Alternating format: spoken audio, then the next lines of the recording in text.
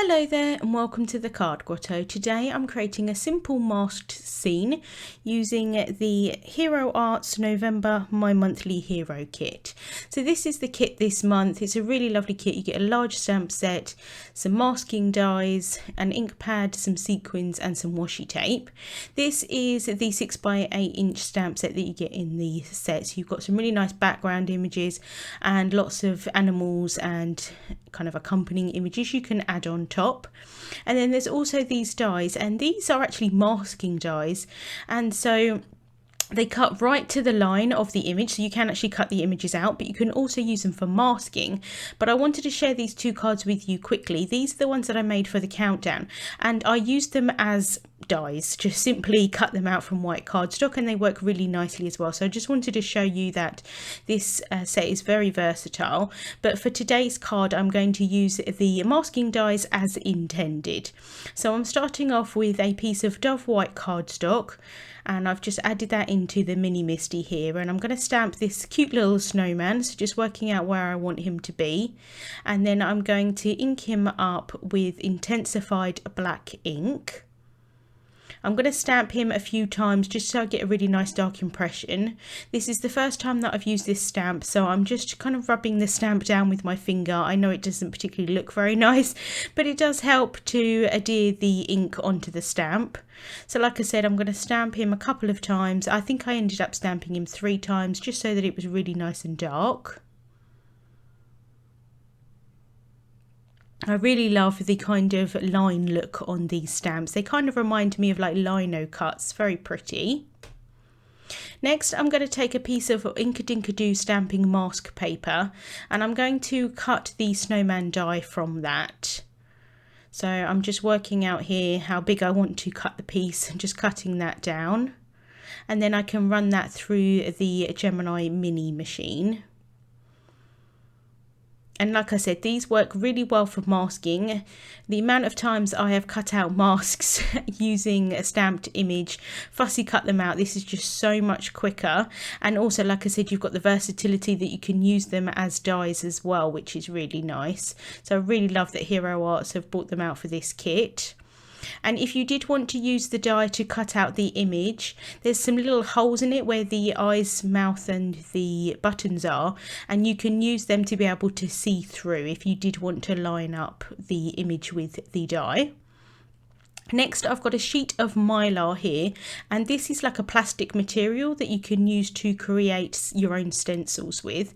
So it's difficult to see here for the line, but I just drew a very faint line onto that mylar sheet, and then I'm just cutting that out with some scissors so that I can create a snowbank for my snowman to be in.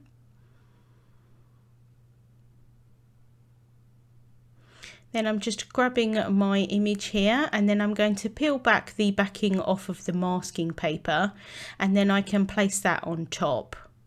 And they just fit perfectly together. For this little snowman image, the fringing on the scarf does show up. It's not part of the mask, but I think that would work perfectly fine for most applications. So I'm just working out here where I want my first snowbank to be. So I can just place that down onto my panel, and I'm just using some memo tape just to hold that down so it doesn't move while I do some ink blending. And I'm going to create the snow with thistle reactive ink.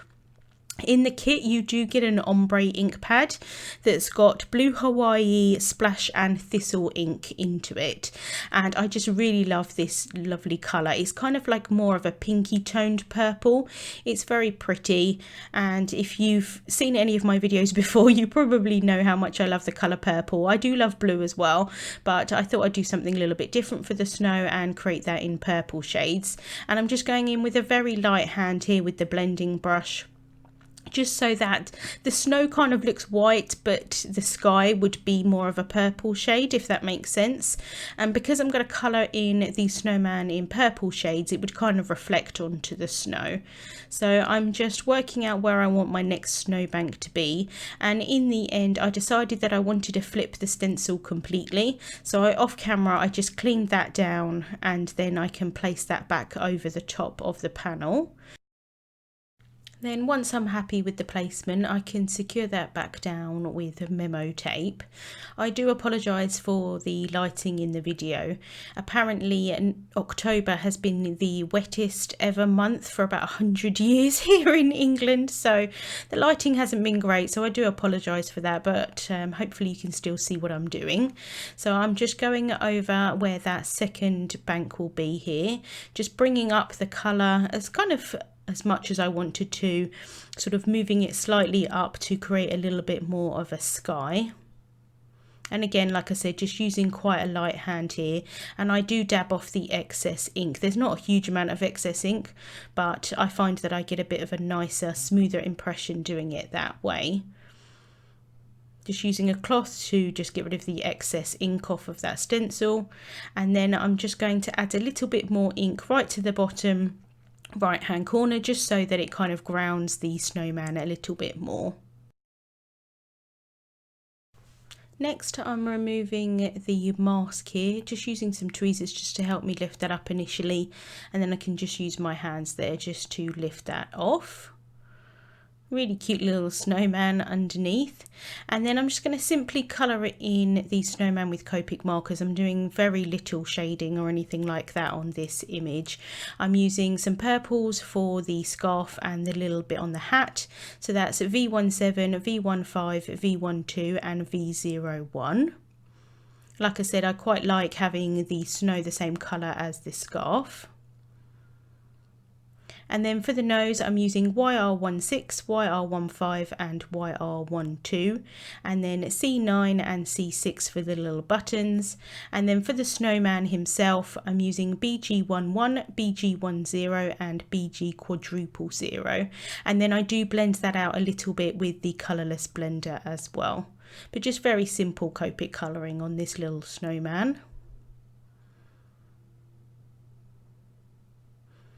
And then I have heat embossed the sentiment onto some black cardstock, cut that out with, just cut it into some strips. And then I was placing them down so that I knew where I wanted to stamp this little snowflake. And I wanted the snowflake to be around the sentiment.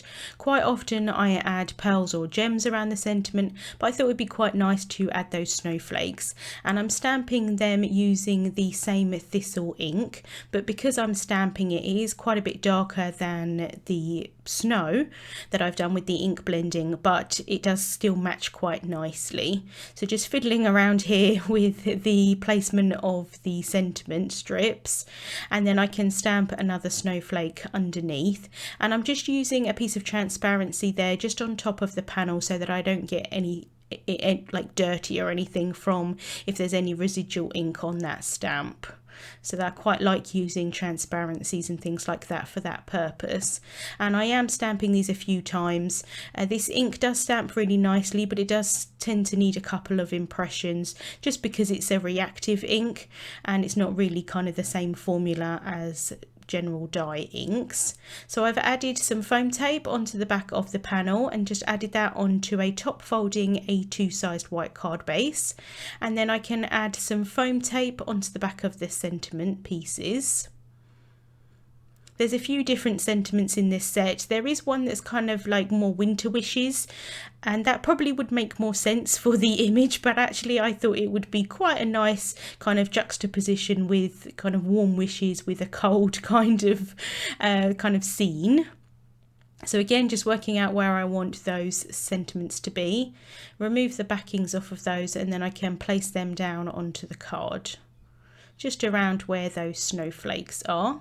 And it kind of brings the sentiment into the panel a little bit. And then to finish off, just because I couldn't resist adding some sparkle, I'm just adding some small dabs of precision glue into the centres of the snowflakes, and then I'm using some Lucy's iridescent jewels just to add a couple of different sizes into that, and just using my embellishment wand here just to help me out with the placement of the jewels. And then for even more sparkle, I'm going to use the Tonic Aqua Shimmer pen. This is the clear version, and I'm just adding small dabs of that onto the scarf, and I tend to sort of dab it more than kind of draw it on, if that makes sense, and I think it just adds a little bit extra sparkle. So that's the card finished for today. I'm just going to bring in those other cards again so you can see that you can definitely make lots of different cards, and there's lots of inspiration on the Hero Arts blog using this kit as well. Links to the products that I used today will be in the description bar on YouTube and also over on my blog. Thank you so much for watching, and I'll see you soon.